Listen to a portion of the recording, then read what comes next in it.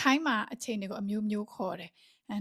24နာရီအခေါ်ပေါ့နဲ့ဥပမာမွန်းလွဲပိုင်း1နာရီကို73နာရီမွန်းလွဲပိုင်း2နာရီကို14နာရီအဲ့လိုမျိုးခေါ်ရှိတယ်ပေါ့နော်ဥပမာည10နာရီဆိုလို့ရှိရင်22နာရီပေါ့နော်အဲ့ဒါကတော့ယုံသုံးပုံစံနဲ့ကိုနာလီကာလို့ခေါ်တယ်ပေါ့နော်ပြီးတော့ဒီ12နာရီအခေါ်ပေါ်နဲ့သုံးနှုံးတဲ့ဟာခါကြတော့အမျိုးမျိုးရှိတယ်နေ့ကင်း1နာရီနဲ့ည1နာရီကိုအခေါ်ပေါ်မတူတလို့မနေ့9နာရီနဲ့ည9နာရီကလည်းည9နာရီဆို9တောင်မသုံးထားဘူးပေါ့နော်အဲ့လိုမျိုး12နာရီအခေါ်ပေါ်မှာဘလို့ဒီကွဲပြားမှုရှိတယ်လေသူတို့ daily life မှာပေါ့နော်သူတို့နေ့စဉ်အသုံးပြုတဲ့စကားလုံးတွေကသူတို့ဘာတွေပြောတယ်လဲဆိုတဲ့ဟာကိုဒီဗီဒီယိုမှာလာပြီးမျှဝေပေးမယ်နော်ညတကောင်1နာရီကိုตี1တကောင်2နာရီဆိုရင်ตี2 3နာရီဆိုရင်ตี3မြန်မာစကားဆိုလို့ရှင်လဲတကောင်ရန်တစ်ချက်တီးနှစ်ချက်တီးလို့ခေါ်တာလေနော်အဲ့လိုမျိုးတွဲမှတ်လိုက်လို့ရတယ်သူတို့ကအဲ့ဒီตี1ပြီးတော့ตี2ตี3ตี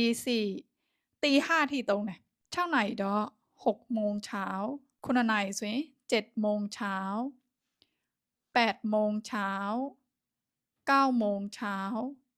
10နာရီကို10โมง6ခွန်ကနေ30ဒီကြားမှာပေါ့နော်6ထည့်လဲရတယ်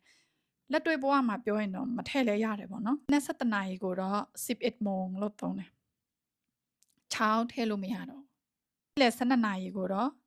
နေ့လယ်မွန်းတက်12နာရီကိုเที่ยงမွန်းလွဲပိုင်း1နာရီကိုခါကြတော့บ่ายโมง2နာရီဆိုရင်บ่าย2โมง3နာရီบ่าย3โมงညနေခင်း4နာရီကိုခါကြတော့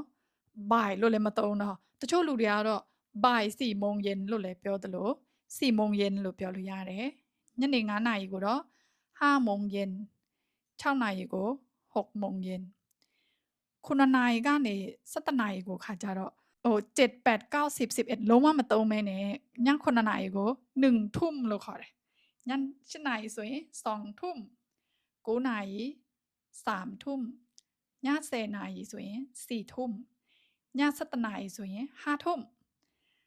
တကောင်ရည12နာရီကိုခါကြတော့เที่ยงคืนလို့ခေါ်တယ်နော်เที่ยงคืนဒီကညီကိုမောင်နှမတွေညဆိုရင်ဘယ်အချိန်အိတ်တာလဲဆိုတာကို comment မှာတိုင်းအတန်နဲ့ရေးပြီးမှတ်ပေးကြပါအောင်နော်သိချင်တဲ့အချက်လက်တွေရှိရင် comment မှာမှတ်ပေးမိလာပေးပါနော်ဗီဒီယိုလေးနဲ့လုပ်ပြီးပြန်ဖြေပေးပါမယ်ရှင်